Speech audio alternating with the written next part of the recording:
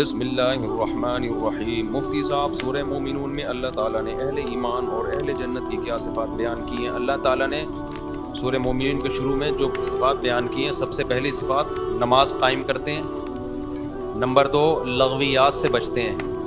لغو کہتے ہیں ان تمام کاموں کو جن کا نہ دین میں کوئی فائدہ اور نہ دنیا میں کوئی فائدہ۔ ڈبو کھیل رہا ہے، سارا دن بیٹھا ہوا ہے، اسنوکر کھیل رہا ہے، ویڈیو گیم میں لگا ہوا ہے، کوئی فائدہ نہیں ہے ان چیزوں کا۔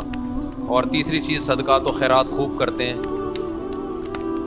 ان کے مال سے ہر وقت صدقہ خیرات کیا ہوتا ہے؟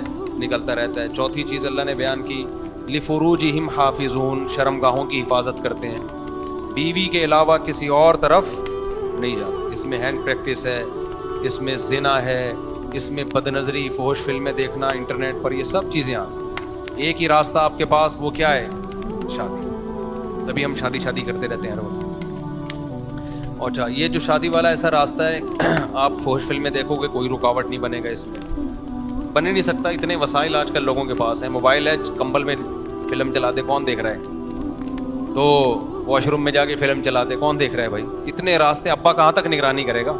اسی طرح جو زنا کے جتنے راستے ہیں، لیکن جب آپ شادی کی طرف آؤ گے تو سارا خاندان آپ کا دشمن ہو جائے گا، ابا مار ڈالیں گے، آپ کو دھمکیاں دیں گے۔